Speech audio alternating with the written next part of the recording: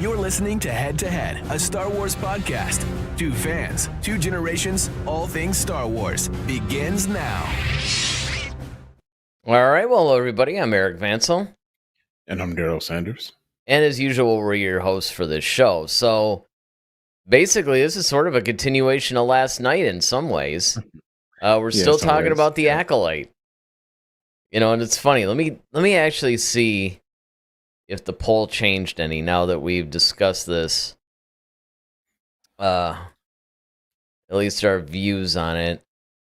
We actually did have one person comment in talking about how it wasn't for him, but still the Mandalorian and Grogu movie. But I also should remind people that, again, and I don't know, this might not be for everybody either, but Andor Season 2, I think, unless I'm wrong, is probably the next, actually Skeleton Crew is probably the next big thing as far as series goes.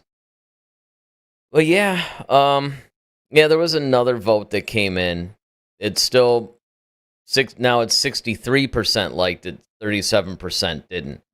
But the interesting thing is this article that you were talking about. Oh, and Ronaldo joins us. I have to put this up. Ronaldo, it's been a minute. It's been a minute. Man. I know. Long time no. Yeah. We'll see.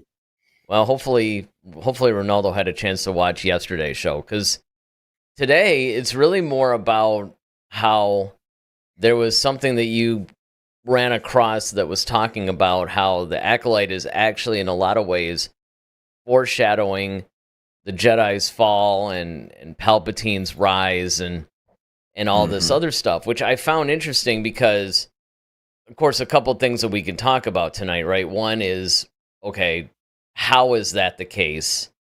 You know, how do we feel that that's happening? And then we can also talk about it from the standpoint, too, of how many of these shows are they going to start to try to frame a lot of what we see, either in the prequel trilogy or beyond. You know, we talked about how they're softly trying to shore up the sequel trilogy a little bit by going, okay, they brought Palpatine back, they did all that.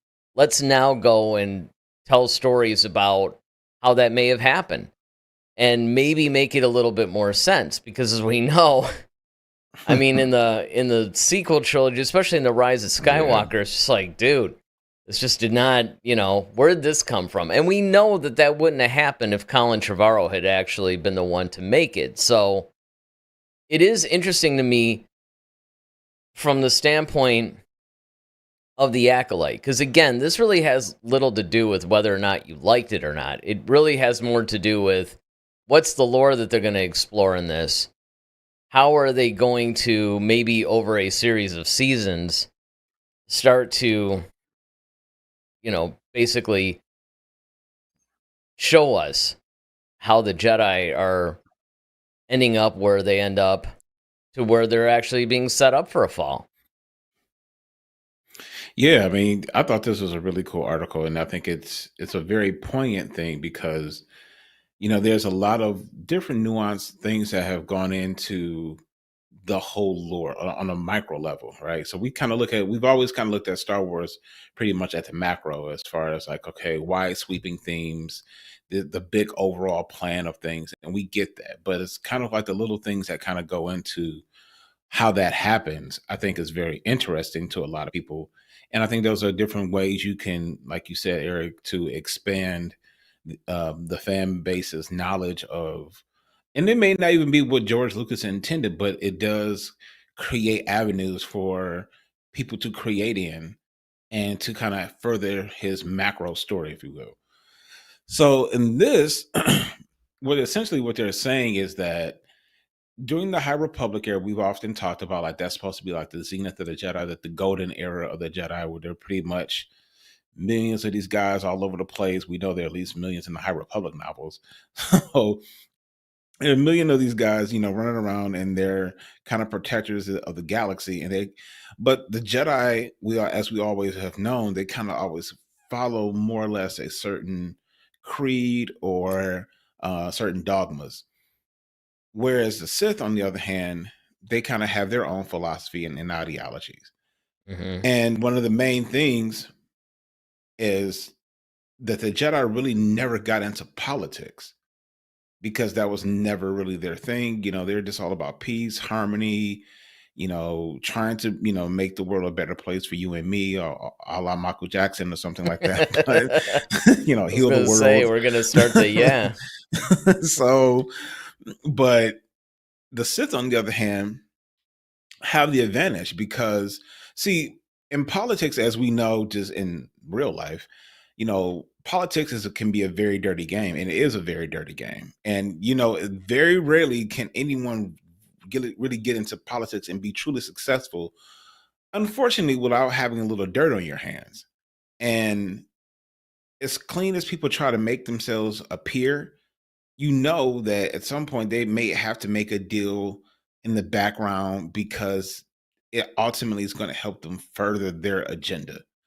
And I think that's kind of where we run into the problem here in the Star Wars universe, is that because the Jedi won't allow themselves really to be a part of politics for the most part, that's a perfect ground for the Sith to actually come in and take over. And I think Palpatine eventually saw that, because he was like, look, this is an area, and I hate to use this as an analogy, but I think most people would get it. So people who want to do major harm usually go to places that's unprotected, right?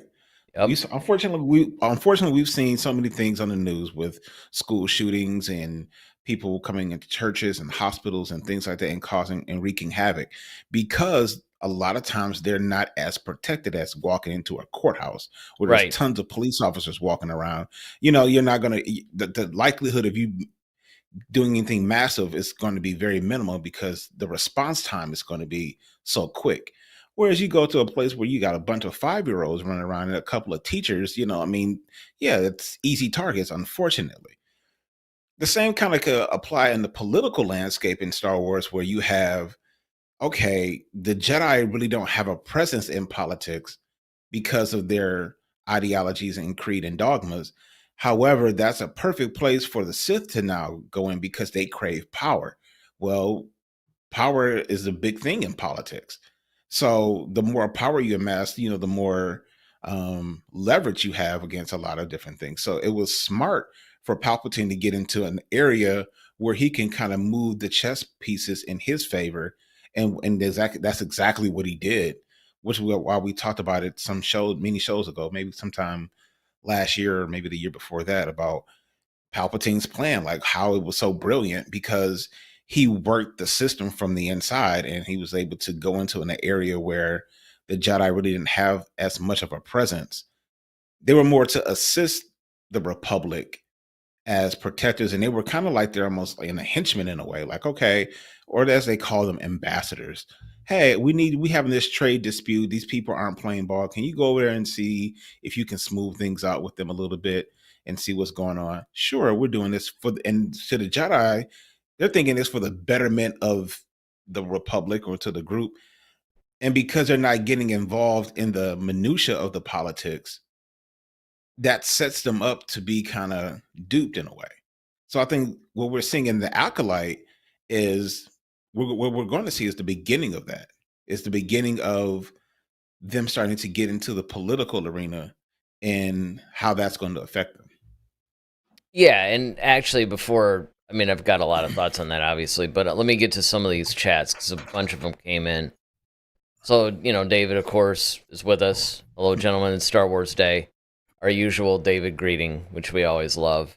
Ted Adam Green is back with us. Wahoo, yesterday's show was fun. Looking forward to tonight's show. Yeah, it probably won't be quite as combative. We'll see. Well, I don't know, because then there's this comment from Ronaldo that says, I'm really loving the show so far. So that maybe might set you off. And then, of course, Ronaldo also wants to pay a little bit of tribute to another YouTuber, actually, who passed away this weekend. Just wanted to say, Rip Ben Potter, a.k.a. The Comic Historian. Now, I had heard of him, but I never really watched his stuff. But I do know that he actually passed away in an accident. I don't know if they have since, expounded on what that accident was. Like, did he fall off a ladder? Did he crash a car? I mean, I don't know. But yeah, I mean, it's always sad, of course, when we lose somebody, and especially, a lot of times I think people underestimate, YouTube influencers, right? I mean, Hmm. even our little community. What if one of us died? You Right. know, I mean, it just it. I mean, it does affect people, and of course, it's also a life that's lost, so that's tragic as well. Ronaldo Absolutely. also goes on to say, "I wonder how the Sith will stay a secret even after what happens in this show." We talked about that yesterday. Ted basically says, "Excellent comparison, Daryl." And so, yeah, I mean, look, that's one of the things that I think is where the show should probably go. Now, again, we don't know. We only have the first two episodes. Hmm. Episode 3 comes out tomorrow, Yep. and we'll see a little bit more about where this is going. But this could certainly foreshadow a lot of that because you're right. Palpatine was brilliant in if he could affect the politics, he can more easily amass the power that he wants and also affect things. Because don't forget that not only is he trying to amass power for himself and to dominate, but in order to do that, he has to get rid of the Jedi. And I think that Hmm. it's really important to understand that during the High Republic, which the show takes place toward the tail end, but it's still within the High Republic. They're not quite like it's different than what we see in the prequels. They're not quite working as almost like a government agency. They're actually very much separate from the Republic, honestly. Hmm. They're actually sort of their own, I guess, Yeah. like their own Exactly. agency. I mean, they, obviously Yep. they're in cooperation with the Republic, but they're very powerful and they're very much their own thing. They have their own bases, they have their own outposts, they have their own, a lot of their ships. Hmm. They have a lot of their own hierarchy and things of that nature. So they almost work in parallel or conjunction with the Republic, unlike what we see in Right. the prequels. And I think where this article is coming from is now they're being pulled into this little murder mystery, which of course that was one of the things that both of us actually agreed was a cool thing about the show is that they're doing this whole murder mystery thing and they're actually handling it pretty well, at least that part of it. But now they're starting to be pulled into the politics a little bit. Now things are getting a little bit more personal. And as far as like what Ronaldo brings up, it is going to be a fascinating development in how this whole thing unfolds. In other words, how the Jedi are brought into this. And they should. I think they absolutely should depict how the Jedi start to become a little bit more of an agency of the Republic. Yeah. I mean, because you do have this thing that kind of if once again I could use a comparison, like separation of church and state. You have the Jedi, which has kind of been more or less considered a religion. Mhm. How and they realize that okay, these particular monk-like individuals have these enhanced abilities where they can do things, and however they come in peace, and that's more or less their mantra and their dogma. Um, they are separate, especially during the High Republic, from the legitimate government, which is the Republic. Now, at some point, they do somewhat kind of tag team with each other in a way, because even in the prequel trilogies, it's like I think Mace Windu said something to the effect of, because I think Palpatine was trying to order somebody in, and he's like, well, the Republic doesn't tell us what to do, they don't have any um it's like they don't have any say. That's right, in Jedi business. I think it was dealing with Anakin. I think it was like, oh, he wanted him to be promoted to master. I think that's kind of what it was. And it was just like, well, the Republic doesn't have any jurisdiction as far as how we train and how we do things here. They can ask us to, we work in conjunction in the sense of being ambassadors for them and doing their will for the good of the order, so shall we say. But they don't have any jurisdiction to come in and say, hey, I want Anakin Skywalker to be at the rank of master. Like you Right. don't, it's not like this, that because they're not soldiers, and that's what Mace was kept trying to say. We're keepers of the peace. We're not soldiers. So it's not like the government and the Jedi are like a military force where the president can make a field command and promote somebody. It's not like that. It's more of like, okay, we're friends and I'm helping you out type thing. Yeah, it's basically like a sister organization in a way. It's like, okay, they're allied with them, but they're not necessarily under them.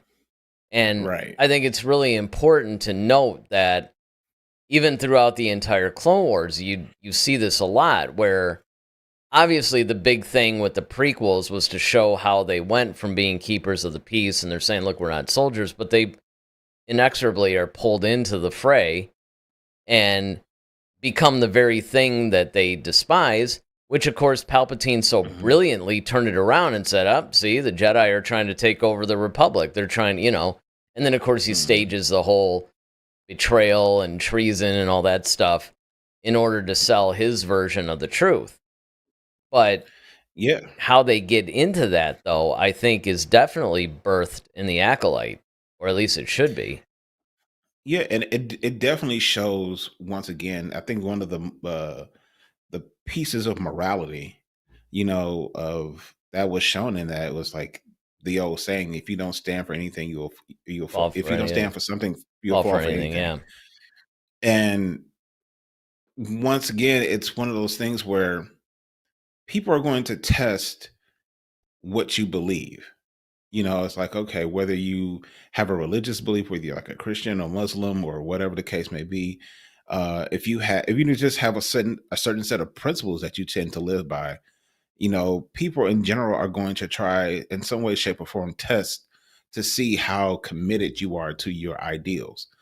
And I think that's where Palpatine knew that if I could break the Jedi from their own concepts, meaning that, hey, we don't get involved in your political stuff, but now you're making them, now you got clone troopers calling them general. Like, but Mace Windu just said we're not soldiers, but now, well, what do you want, General? What do you want, General Kenobi? What do you want, General Scott? It's like, so it's like all this, you're forcing the Jedi to break the very thing that they said that they would not do. And they're trying to, the Jedi are struggling to try to keep that intact, but it's failing.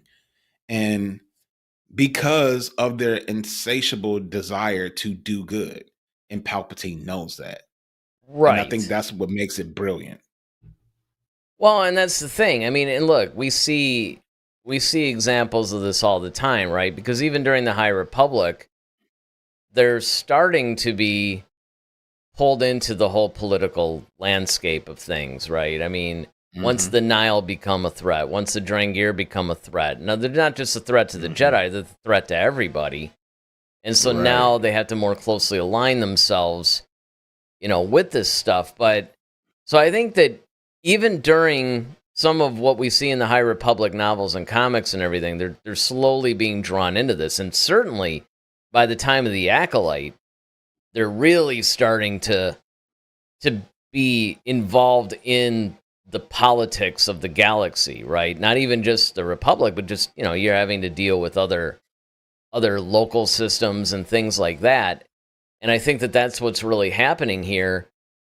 And of course, when you add to the fact that eventually, by the time we get to the prequel trilogy, you have a situation where the Jedi become prideful, a little arrogant, maybe. That's really what's going to solidify their fall and pretty much accelerate Palpatine's rise, and therefore the rise of the Sith.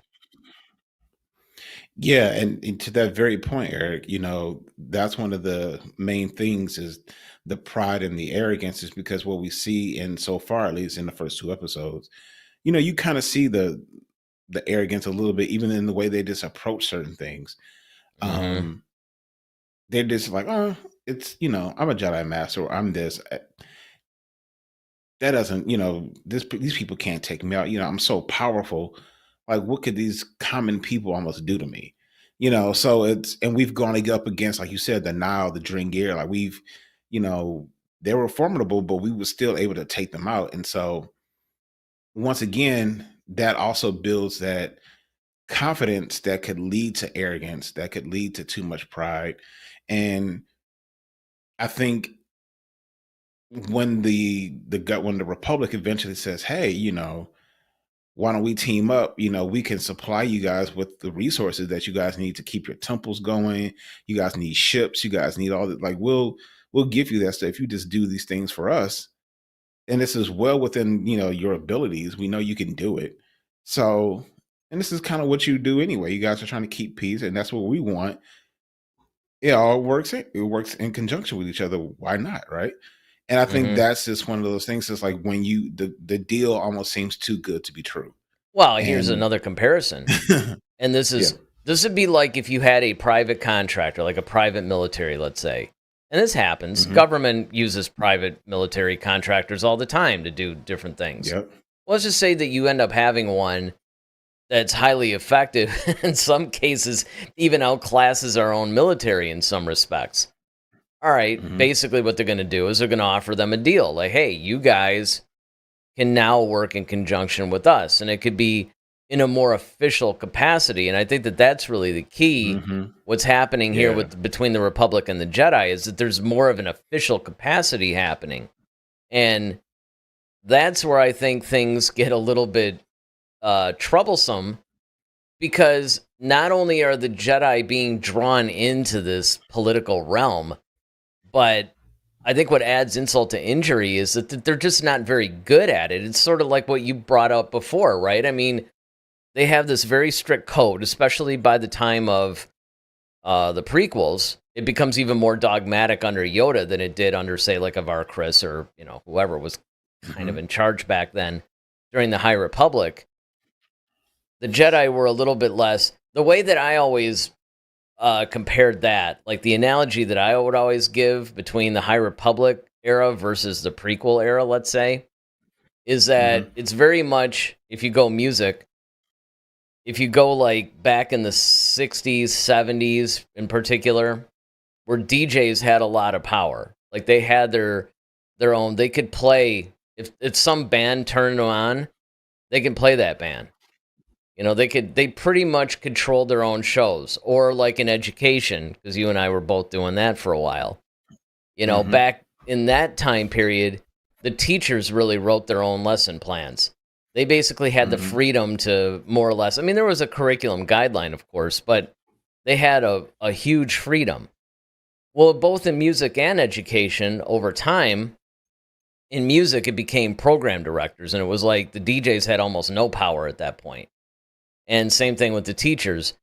Once you had all the states, coming up with these state aligned curriculum or whatever, it's sort of like, well, okay, the teachers are just basically, just teaching what they're told to They're just the teach. hands. They're the Yeah, hands. They're not the brain anymore. exactly. And that's essentially what was happening here, is that in the High Republic, the Jedi had a lot more individuality, and they had a little bit more freedom to express themselves within the Force any way they saw fit. I mean, there was still like, okay, you can't cross over to the dark side kind of a thing. But I mean, it wasn't so like if you just did one little thing, it's like, oh, you're going dark or whatever.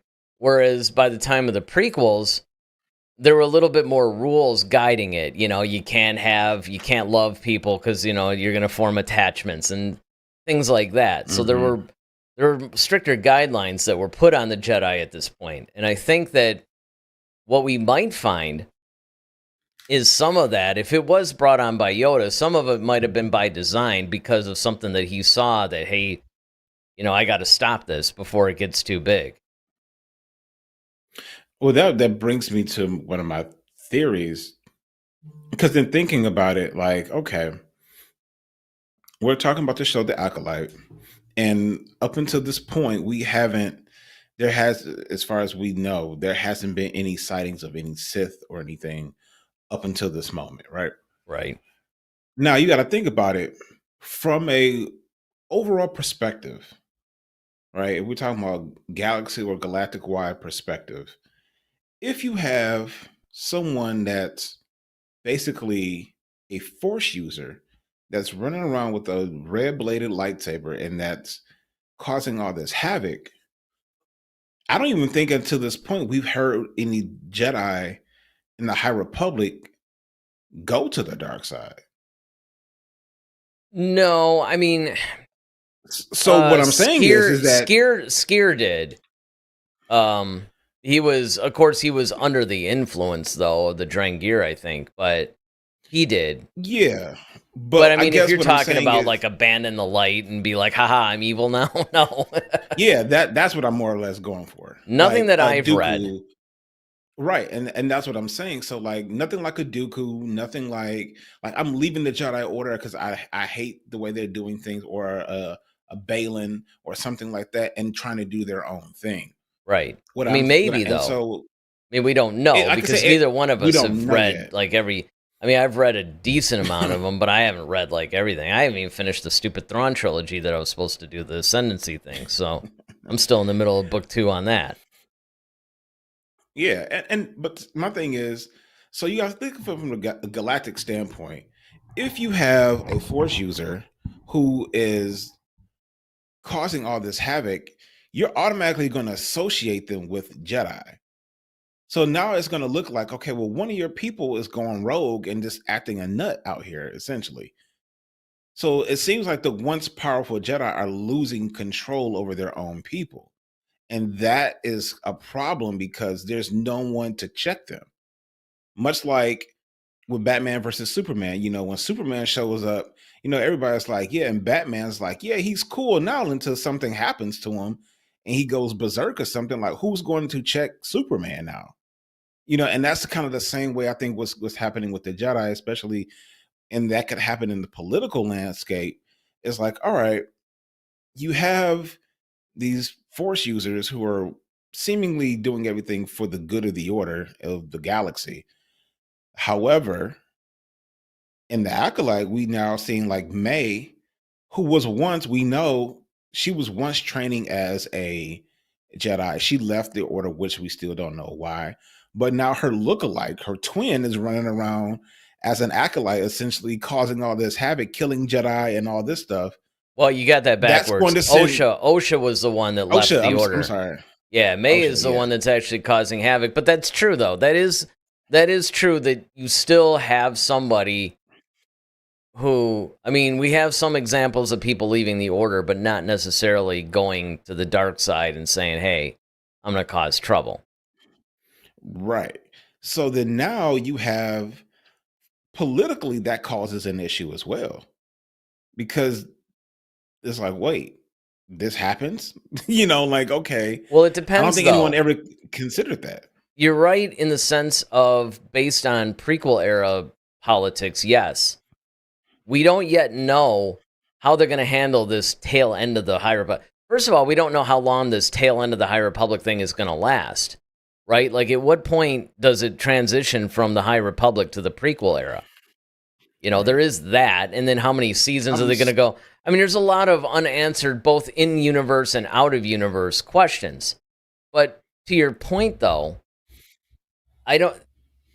nobody would necessarily look at it from that prequel lens yet, because the Jedi are still considered somewhat of like a separate organization, and people don't, and they have seen dark side users before. It's just maybe not as because again, by the time the prequels hit, and you have the Jedi, but they're firmly deputized by the Republic at this point. Mm-hmm. So now, if you had somebody that goes rogue, it would be a very noticeable thing, whereas the Jedi during the High Republic sort of, I don't know, operated on their own thing. It wasn't necessarily tied to the politics yet. Yeah, but what I'm saying is kind of starts to sow that seed in a way of why you would want some governance over them. Does that make sense? Well, It does. Go ahead. And it's no different than in the MCU, right? The whole like super hero accords or whatever it was called. Sokovia Accords, Yeah, exactly. It's kind of like, okay, I think it's gotten to the point where you guys need a little bit of oversight because you're costing like trillions of dollars of damage every time you have a little battle with somebody. It's like, I mean, then it And becomes, no one's yeah, asking you to go do this either. You guys are just taking it upon yourselves to go deal with it without any like you're not getting an approval from anybody. You're just suit up, let's go. And it's like, right. And I all right. mean, in our general entertainment podcast, I could go on about that. In fact, that could actually be a really good topic for that is, you know, are those accords really fair? That kind of a thing. We could Mhm. actually explore that. But it is true that they haven't really reached the point of oversight yet with the Jedi. But we don't know when that hits. So David has a question. He says, "Were they overconfident in themselves or the system? Did they believe they couldn't be duped, or that the system was so strong they didn't need to pay attention to threats?" No, It was it was themselves. themselves. It was themselves. Yeah, because Yeah. and that's pointed out in the prequels where Yoda's just basically saying a lot of us have become overconfident and arrogant, and it's really to our own undoing, pretty Yeah, much. it's almost kind of like how Eric you brought up yesterday. It was a great idea and a great point. Um, like people like myself who are martial artists and things like that. It's like sometimes you think because you have all this training and we've done so much that it's just like, oh, I could take out anybody. It doesn't matter who it is. The average person could never beat me. You start filling your head with this, and you don't respect your enemy because you're so your overconfidence in yourself becomes your undoing. Or even somebody who's a musician, you're a pretty talented musician. Where we see athletes who solely rely on their talent and they don't want to work hard for things. hmm You They see what start to happens. phone it in a little bit. Yeah, and then then people who really put in the work. A great example of that was Rocky 3. I was When gonna say we're basically illustrating the points of the Rocky series while we're saying all this yeah, stuff. I mean, exactly. it's like the plot of every Rocky movie is basically this. Exactly. So I think, but I'm comparing that to the Acolyte is because when we're talking about the politics of it all, I'm just thinking like how that looks on a macro level to everybody is that you got this Acolyte running around that's knocking off Jedi, and it's kind of like it's a force user though. So it's like, okay, everybody kind of knows how powerful the Jedi are. So it's like, okay, well, if word starts to get out that this is happening and that this person used to be a part of the Jedi Order, or it seems that this person was because it looks like Osha, but it's really May. It's I'm just saying from a political standpoint, I could see how that could start to affect the landscape of things or why they might want to start doing some things about that. Well, yeah. In fact, I mean that could very well be the reason why the Jedi somewhat became deputized. Hmm. In other words, it's like the Republic's like, hey, you know what? Why don't you work for us? Because you guys doing it on your own isn't exactly working.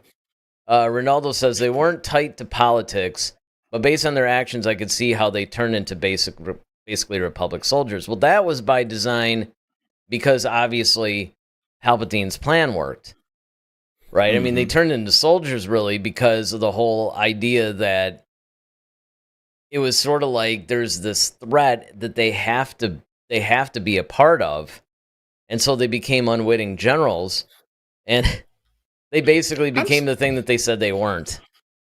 and I'm still kind of confused a little bit by how that actually happened. Because if you think about it, like, okay, Palpatine created this whole army.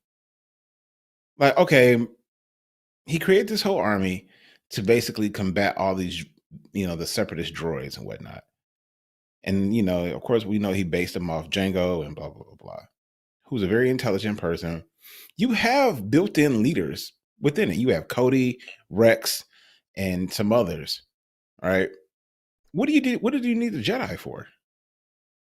I mean, if you really think about it, it's like you really Well, don't need them to really do it when you got like this whole.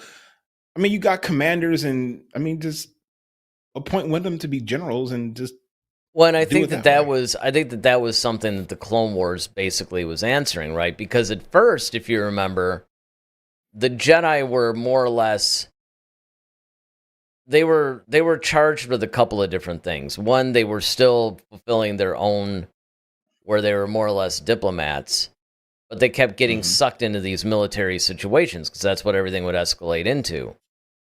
They would take a couple of these soldiers with them, and then when you had all these battles, because you had more droids, it was an overwhelming. It was almost like throwing sheer numbers at ability.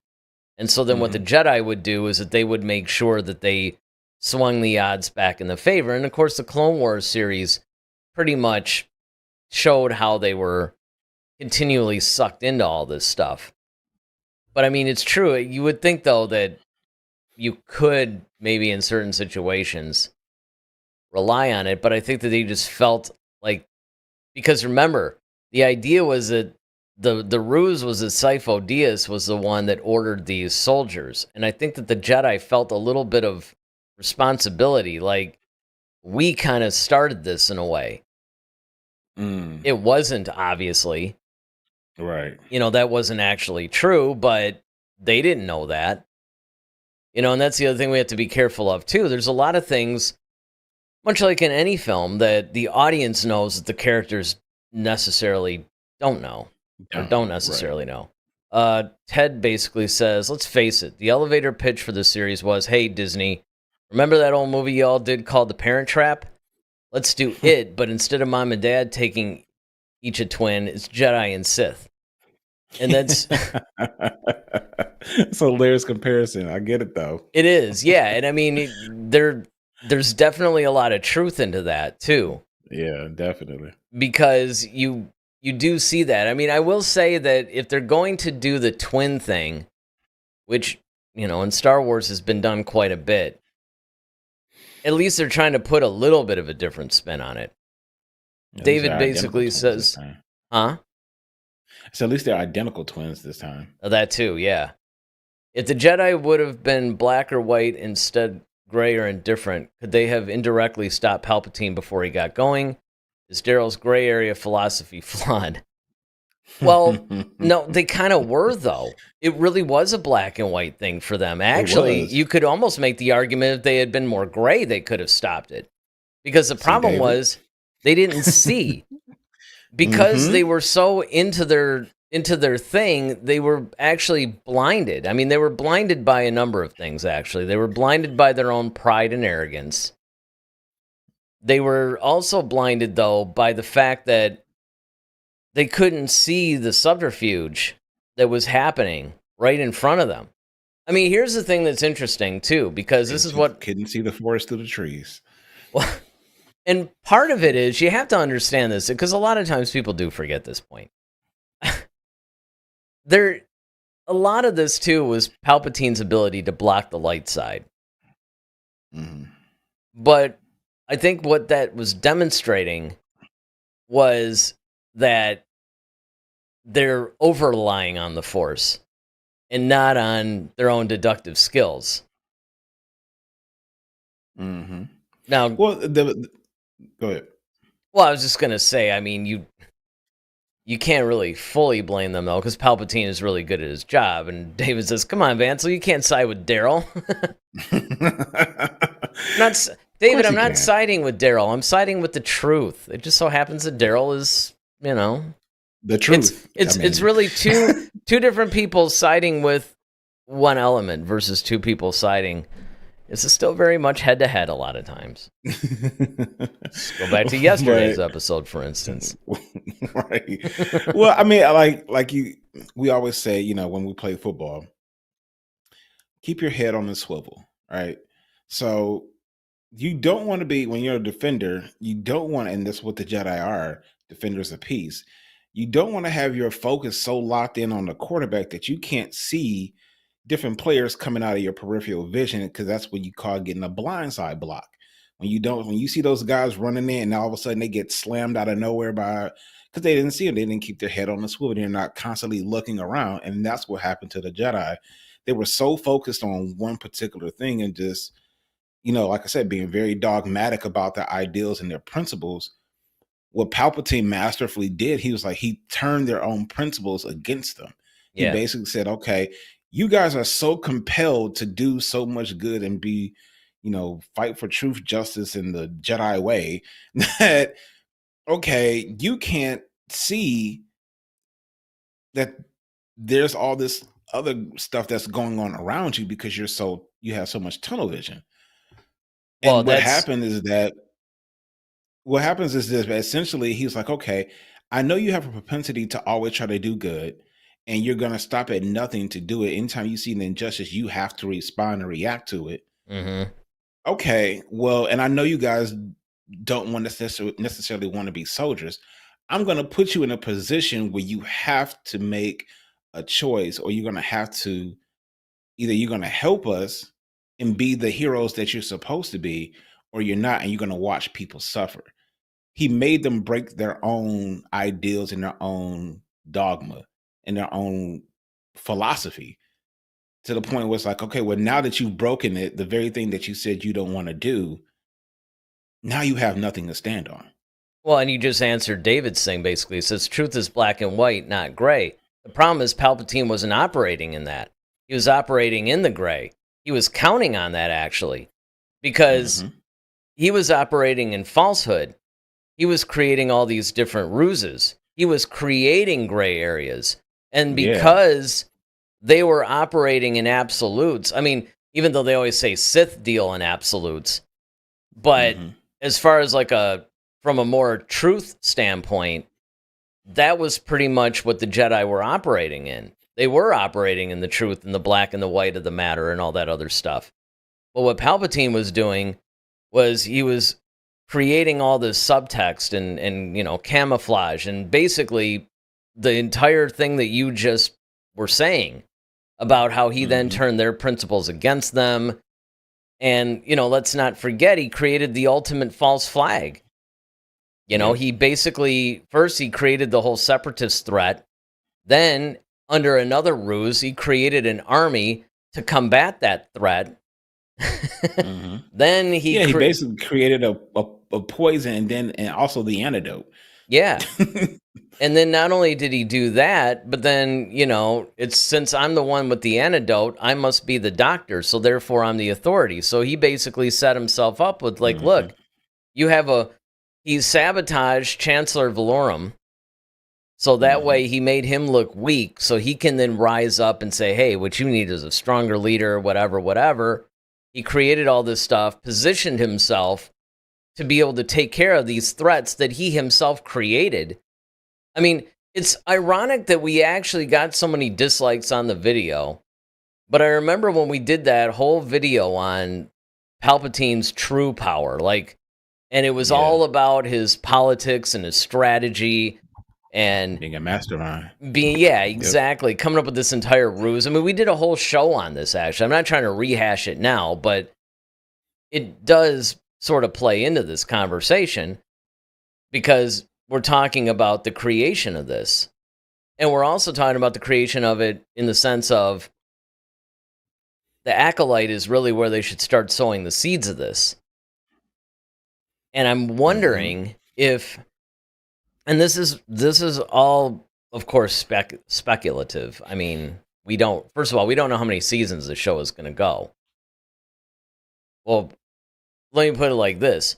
We don't know how many seasons it's planned to go, and we don't know how many seasons it will actually go. And if those two numbers are different, we don't know how they're going to pivot in order to finish their intended story, should it not go as many seasons as they intend. And we don't really know how much of this transitional period between the High Republic and the Phantom Menace, right? So between the High Republic and the whole prequel era, let's say, we don't know how much of that it's going to cover. I mean, do you actually think the Palpatine could show up in a later season? I mean, this depends if they fast forward in time. Sure, possibly. They wouldn't even have to. This only takes place 70 years or something before the Phantom Menace? What was it? Or 100 or something? 100 years. But that's what I'm saying. I think the prequel era will probably officially start when Yoda takes over. Yeah. That's probably what I would say. When he becomes the guy. Mm-hmm. Because even right now in the High Republic, he's not. He's one of the masters, but he's not uh, the Grand Poobah, as it were. But he's definitely one of those one. And then even in this, he did take a sabbatical. So Yeah, he's off we like don't even know. teaching. He's basically taking a Yeah, sabbatical to teach. And they did say one of the things that Leslie Headland did say was that not this season, but in coming seasons, she'll start to bring in more familiar High Republic Jedi. Now, whether or not that includes Yoda or not, we don't know. right. But I mean, I think if you're going to bring Palpatine in, I'll probably would say you would probably bring him in within uh 40 years before the Phantom Menace. Well, I mean, because even then he'll probably just be being born at that point. Yeah, I think he was like in his 50s or something during the Phantom Menace in Well, yeah, that's what I'm saying. universe. So if you're doing in universe, if he's 50 in the Phantom Menace, then 40 years before that, he's like 10. That's Yeah, what I'm saying. Like, right. It'd be like so I the mean, it'll be kind little of Anakin, you yeah, know? yeah, exactly. It's like so I think if you're going to really show him, you will have to show Palpatine maybe 20 years before the events of the Phantom Menace or Yeah, he'd something have to like be that. in his 20s. You would have to put him in his 20s. You can even do like, say, like 25 years before, 25 or Yeah, 30 years before. yeah, So it's true. I mean, it's like you said, it depends on how much time they want to jump through this thing, right? Like, because with Andor, we had season 1, which I forgot the time period, like how much time transpired between the first and last episode. But I do know that for season 2, not only is it going to start a number of years after season 1, but even within the season, it's going to it's jump. going time jump. Yeah, like Yeah, it's going to do some serious time jumps. And they could end up doing that with the Acolyte too. You yeah. have this little story. I think the Osha May thing is going to be the storyline for this season. Now, what they do with season 2, because obviously, she's like the star of this thing. So, I mean, you got to have Osha and or May go on into the other seasons. I mean, unless they do a thing to where they cast like different people or something. Or they just start having different acolytes along different parts, like different time. They can show like, okay, different people trying to become, and that's what could possibly lead up to a Palpatine thing. Right. Well, That they'd could have to show, and get then now, Plagueis in there. well, yeah, and that's what I'm saying. Like, so if you do that, if it's the acolyte, and it's like, all right, well, there's not just one. You could have multiple over a course of time. Different people trying to take the role of an acolyte and try to eventually become a Sith Lord. Then you can fast forward if you want to do it like 25 years before the events of Phantom Menace. Now you can show a young Palpatine who actually not only surpasses being an acolyte, he becomes a Sith Lord. He actually becomes like, okay, now we can start seeing the whole thing about him and Plagueis and learning all the alchemy and all the different things, and then him eventually killing Plagueis, and then now kind of starting his plan into enacting his plan into getting into the Republic. Yeah, I mean, if That I would be were cool, them, actually. yeah, if I were them, that would be the natural conclusion for Progression. this, yeah, or Yep. progression, depending on, because I don't really think you have any seasons after that storyline. I think what you do is, okay, the season 1 you have May, maybe season 2 you have somebody else.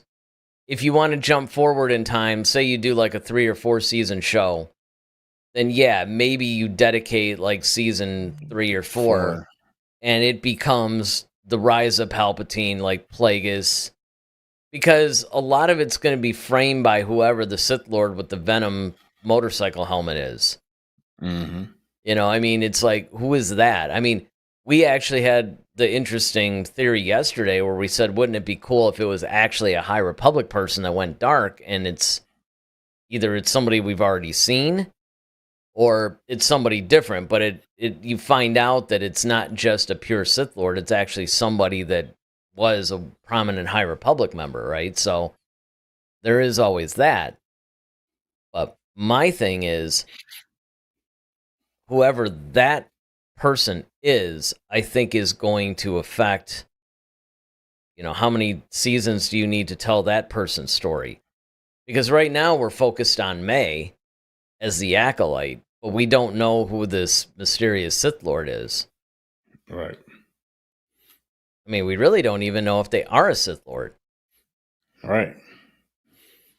That's the other part. I mean, there's a lot of mysterious things that are going on within this thing that we don't. And again, it's only been 2 episodes. We have no idea really what's happening, and I don't think we're really going to be able to judge that part of it until maybe later on in the season or at the end of the season. I'm guessing by like episode 5, we'll probably have more of a grasp on what's happening. We do know that the trailer did show that Sith Lord confronting a lot of the High Republic Jedi. Mm-hmm. Now, for all we know, that could have been in the season finale, Right. or it could be in the very next episode. That's the thing, and it's funny because it's like you said that the people who have actually really reviewed this thing all say that season 3 is where this thing really begins. Actually, I think it was 3. Yeah, episode 3.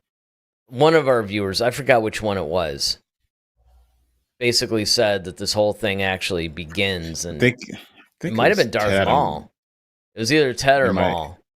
Yeah, Ted or Maul said it yesterday, and then I remember you said Harloff was like, I think, or somebody was saw all 4 episodes. All 4 episodes, because for the screeners, they gave all the reviewers 4 episodes of the show. And so we'll just have to see, like, okay, well, where does that all fit in?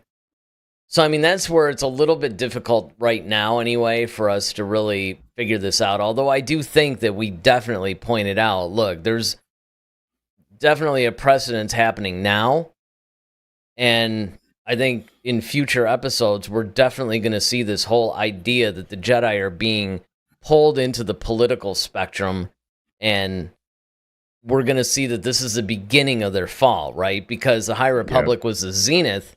Well, now we're coming to the end of the High Republic. We're going to go into the prequel era. Now, whether they butt up against each other or there's like a few transitional years, we don't know that yet.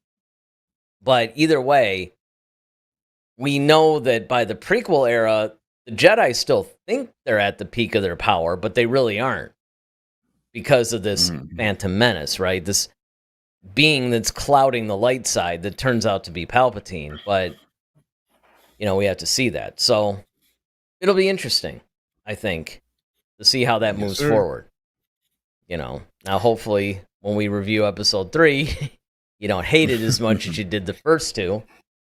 Right. I mean, I don't necessarily, from that standpoint, I don't know if the performances are necessarily going to get any better. It's funny. I was reading this thing today about the actor that plays Saul, right? And we were talking about how this is the first English-speaking role. It gets even worse. So apparently, he actually had to learn enough English to even say the lines. Like it wasn't like, okay, I know English, but this is my first English-speaking role. It's like, it's almost like he probably just, okay, man, here's what you're feeling. Now, let's get a linguist out here for you, a dialect coach, and, we're going to teach you how to say these words in English kind of thing. Yeah, you can definitely tell. Yeah. So that'll be interesting. So I don't necessarily know if you're going to feel that the performances are better, but there is still a chance, of course, that maybe some of the other issues could be salvaged. Well, like I said, he knowing his situation, I give him a lot of grace and more of a pass because, I mean, that is a huge undertaking. However, the rest of these people, though, like, okay, OSHA, May, whoever you are, like, yeah, you guys don't have an excuse. You know English. Act, okay? Act like you know something. Jesus. I kind of like Yord, though. All right, Ted says, is there an event that defines the change in eras that we know of yet? No. It's a good question. It is a good question. Well, and yeah. not because first of all, none of the High Republic novels are in this time period yet. They're not talking about what happens. As far as I know, there's nothing, like there hasn't been any little blurb in an encyclopedia or anything that says, oh, well, after the battle of whatever, sort of like something that's within the canon, but it just hasn't been depicted in film or page or, whatever yet. Nothing like that. So no, I don't think we know of anything that actually signifies the end of one, the beginning of the other.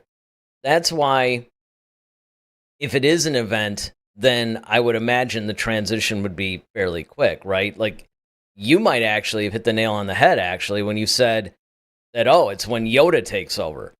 I mean, the whole thing could just happen with, you know what? I'm the head now, so guess what? We're in the prequel era. I mean, he wouldn't say that, obviously, but... Right. but that's generally like what happens with new regimes. Anyone new. Well, sure. They usually change, the landscape of a lot of stuff. Well, and that would, because he runs it so differently. But here's the question, though.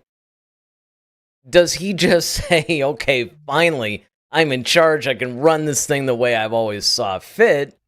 Or, is there like a little bit of a transition there? I mean, does he start out more or less running things and it morphs into what we're familiar with just because of events or circumstances or whatever the case may be? Yeah. See, that's the thing we don't know. David says, did you all not hear that in episode 3? They say the Force is literally a female. I saw several reviews that said they're going to argue that the Force is literally female and try to make it canon. I mean, I know that, Kathleen Kennedy was always saying that as like a little buzz term for all these like female empowered characters that she's been trying to create. I wouldn't put it past them. Let's put it this way.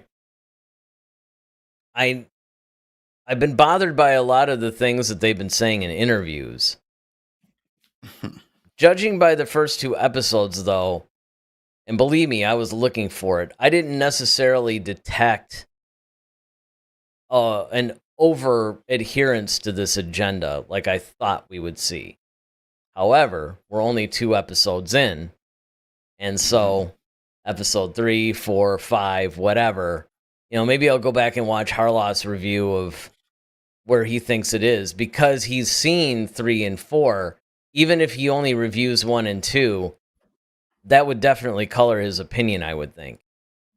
I mean, unless he was being like super professional and going, well, based on episode 1 and 2, this is how I feel, kind of a thing. It just depends. But I hope not. I'm trying to think of whether in episode 3 he said the Force is female. Episode 3 isn't out yet. It comes out tomorrow. He's saying that he read that. He read that was going to happen in 3. Oh, I thought he was talking about episode 3, like the Revenge of the Sith. That's why.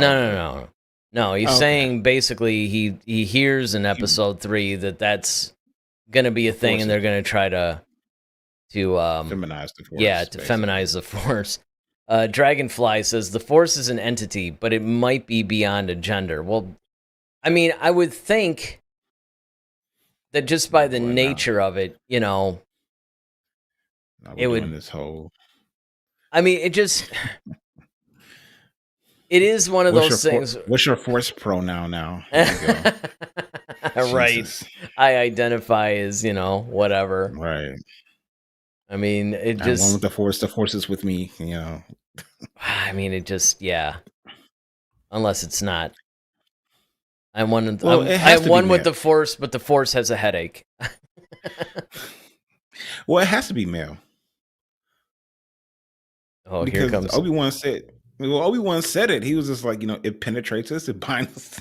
That's right. Unless the Force is wearing, if it's wearing a strap on, it could. Yeah. Look, that's the real lightsaber. Oh my god! I'm just saying, it's just one of those things that if you got to work with me. This is Disney Star Wars. Oh man, I can't see this is that. You know, I can see them trying to do that, but right. They'll I don't try know. anything these days.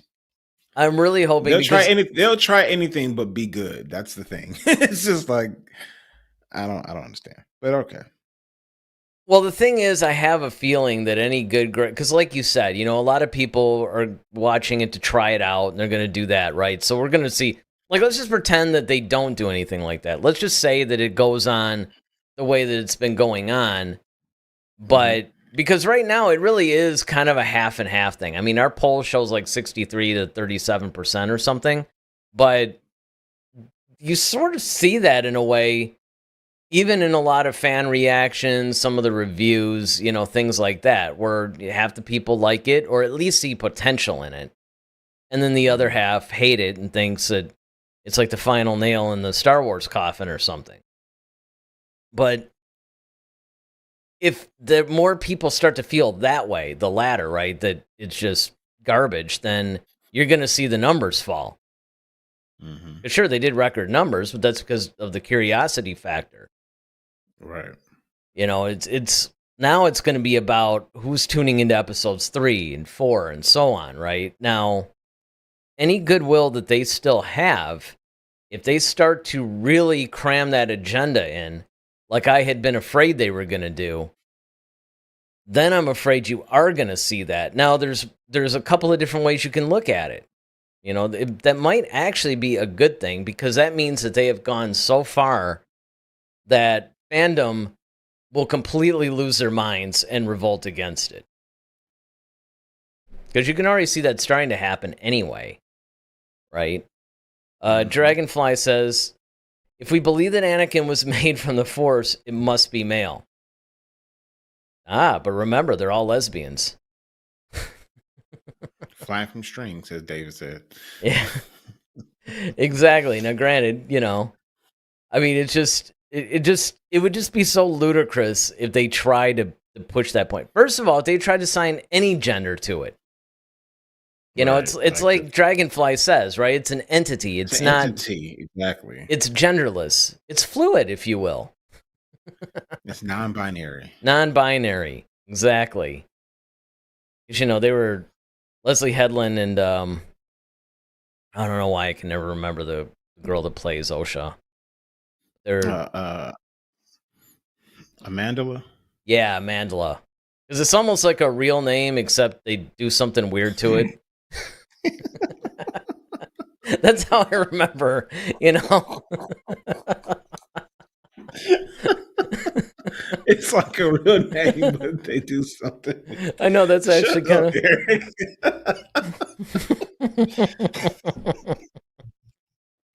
Oh my god, I hate you. I mean, who actually looks at things and says, you know what?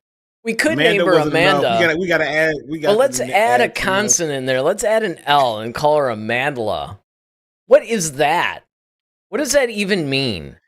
Every time I look at that name, I get angry.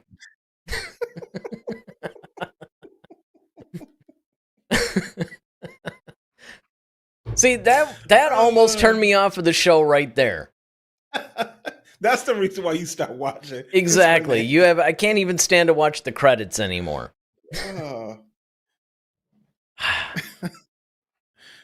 So that was it. I haven't forgotten her name. I just blocked it out or something.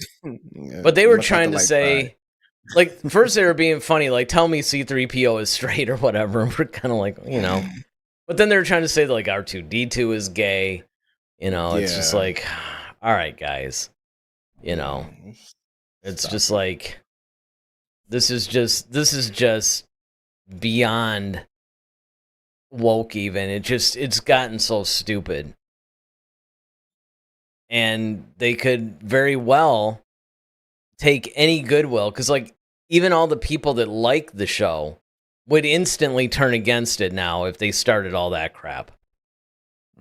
Well, we'll have to see. I mean, episode 3 comes out tomorrow, so you know we'll know soon enough. I mean, I'm gonna I'm going to try to watch it tomorrow night. I mean, obviously we don't review it until this coming Sunday, but we'll have our chance of getting it going. So Ted says, this has been fun, and I'll check the rest tomorrow. Well, we're not going to go on that much longer, but let me ask this last question. Would you rather have a good, fun story with flat, bad acting, or a boring, bad story with great acting? Well, I mean, I think anybody would choose the good, fun story with bad acting. It's no different than... It's just like people will forgive bad video, right, versus bad, yeah. I knew you. Because, again, story is king. It always has been. And if you think about it, I mean, and, some of it, too, isn't all on the actors. A lot of it's on the director, too. And I knew this was coming. David said, Ted just described Andor. But to David's point, though, now that's how he feels about Andor, but I could use the same analogy with the prequels, is that you had great actors, you had great acting, but you had, bad direction. And same thing with Fast and the Furious. I mean, Fast, yeah, right. Cool stories, bad acting. At least later on. Well, and then later on, it got even the stories. They're fun, though. And that's the thing. It's one of those things where if the story is good, because that's what saves something like, say, The Phantom Menace, right? I mean, even though George Lucas's direction was terrible, the story was good. We always say that. We say, well, the execution was bad, but the story is good. And that's probably why I'm overlooking some of the issues that I have with The Acolyte.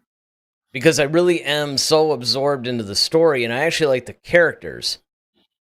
Now, I'll be the first person to admit that the way that the actors are playing these characters, and I haven't really decided yet whether it's an acting issue or a directing issue. And the reason why it's hard to say is because we haven't, I mean, as far as the actor that plays Saul, yeah, we've seen him in the Squid Game, but you can't compare that because he's actually acting in his own native language.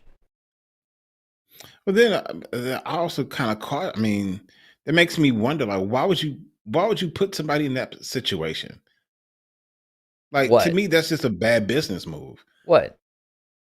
The fact that you got Lee Jung. Oh yeah, you mean why would you hey, you can't speak why English. Would you, come on in here and be the lead character in our thing. Well, here's the thing. Like, look, let's look at the facts. Okay, Star Wars has been failing for a while now. You need to knock things out of the park. Now, I get it. He's a popular actor over in Korea. He's over in Korea. Yeah, but here's what you got to look at. Korea. But that's the exact reason. That's the exact reason, because the Asian market is where Star Wars is actually the weakest. That's why they put Donnie Yen in Rogue One. Because they're trying to get, the popular actors from over in Asia to be in Star Wars. So it boosts the popularity of Star Wars. But you don't make him the lead freaking character, though. That's stupid. Like, I mean, come on. Like, you could make him like, the guy who was making the potions or something. Like, you don't make him the lead guy just because he was in Squid Game. I mean, my thing is, why would you bring in, like, your franchise is failing? You bring a person over there who can't speak English, and then you want him to learn English, act, and then you also want to make him use all these space terms, or he's got to use these complicated terms to act. It's kind of like, that was kind of stupid. Like, why wouldn't you get somebody who actually, if you wanted to have a person of Asian descent, or find an American Asian actor to play Saul, but then you can still put him in a smaller role. And then maybe if he gets better, then you can expound upon his character later on if you want to. But don't make him the lead character. Or just let him speak Korean and just subtitle it. I mean, all these languages are in Star Wars. Crap, Jabba, you got Huttese, right? They all talk. Yeah. They subtitle it. Who's to say that Korean doesn't exist in that universe? Yeah, but he's an alien, though. I mean, that's because then now you start subtitling him along with the other aliens. That just looks bad. This is not good Well, for that could be business. that would Yeah, that actually could be taken it a might, completely different kind of way, man. that You might be might like not a want to do race. that. Yeah, Yeah. exactly. So why not just Now we're make back him in a the war with Korea now. right? Now Disney and Star Wars has caught it a Hey, and whole when he's nother not a world Jedi war. master, he runs a dry cleaning business. Yeah, exactly. Let's just, or he's got a nail salon or something. Yeah, I mean, come on. Why exactly. let's not do that. Let's not. All right, so David says, how does y'all's expertise and background influence your view on these different series? I mean, honestly, for me, it really doesn't, because I put that away when I watch Star Wars, because what's the thing that you and I always say? We just give us a good story, give us something that we enjoy, and something that transports us in this universe that we love. What I will say, and I think that you'll probably agree with this, what actually brings out the expertise is when we start seeing issues. Yeah, absolutely. You know, it's sort of like I don't really think about it from like a production level until I see production problems, and then when it's glaring like that, well, Yeah, then absolutely, 100%. yeah, then that sort of comes on. But It's the same way. Yeah, it's the same way for me. Even in other things, when I go to places and security has to search me or something like that. I'm not like, okay, as I'm walking up to him, I want to see if he's, just let him do his job. Now, if he's missing a bunch of stuff, and I'm like, no, this guy's an idiot. Because if I want to, bring something here, yeah, you didn't even check this. This is stupid. right. But Yeah, you're not walking up going, oh, he's using the Robinson technique, or some right, whatever, exactly. some like little security, The Robinson.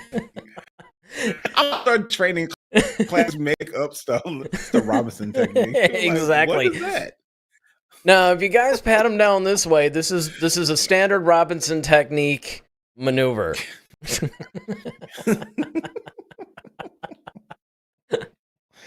Oh, that would be priceless. Man, that's a hilarious. Just make up a whole thing. That's great. Exactly. This came from a good story. See, that's a good story. See how we just did that, David? See, Michael Robinson back in 1957 revolutionized some of these security things, and you have things that fall into the Robinson technique that are still employed today. Right. The CIA uses it. The Secret Service. Exactly. They got a whole chapter on it, and they're it's deemed classified, but yeah, exactly. I mean, it is for public record. There are parts that are redacted, though, but right. But they're still widely taught in security courses today. Right. See, we just came up and gave you a great story. Yeah, exactly. Now it's almost like this guy existed.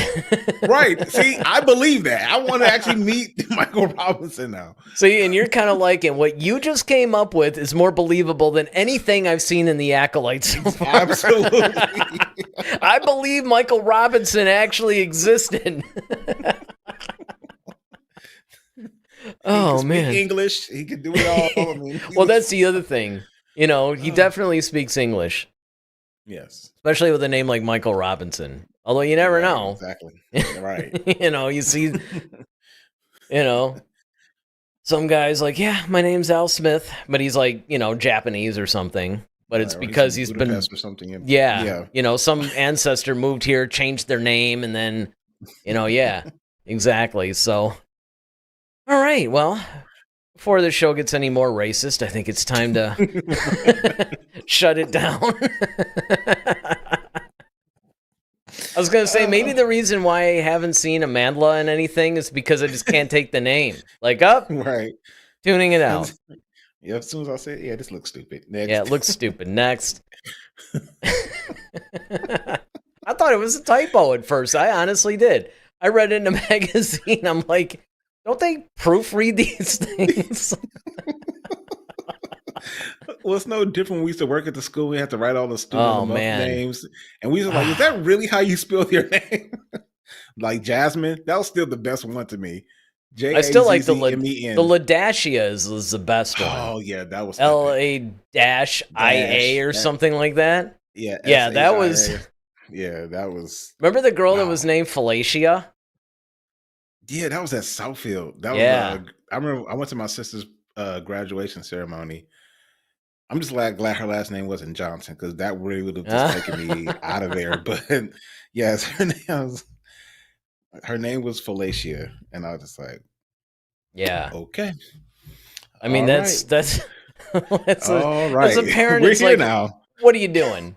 I mean, I'm surprised the doctor was like, what name do you want on the birth certificate? No, seriously. Yeah, right. It's like, okay, ma'am, that was funny, but what do you really want us to put? Look, we got to get back to work. Can you just be serious for a moment? Exactly. All right, David says, that was funny, but you need to apologize to Vin Diesel and the greatest franchise of the 21st century. Well, on that, good night, ladies and gentlemen. Thank you for watching Head to Head. Yeah, exactly. I'm Daryl Sanders. He's Eric Vansel. Right. Remember, we're family. No. Right. We start ending it like with the Fast and Furious tagline instead. And remember, we're family. And all right, but yeah, on that note, so the Jedi's fall was foreshadowed. Again, we appreciate you guys watching this show all the time. We love the conversations we've had with you guys. And of course, tonight was no different. Lots of great points were made tonight. It was a fun chat. Be sure, of course, if you're watching this after the fact, to join us in the comment section. Of course, take the poll. Let us know what you thought of the Acolyte. Tomorrow, at least at the time of this live stream, tomorrow is going to be the premiere of episode 3, which, of course, we'll be reviewing next Sunday night at 8 o'clock, Lord willing.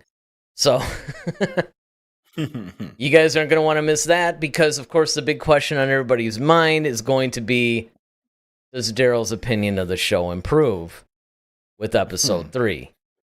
And honestly, I mean, depending on how things go, does my opinion of the show decline? Remain.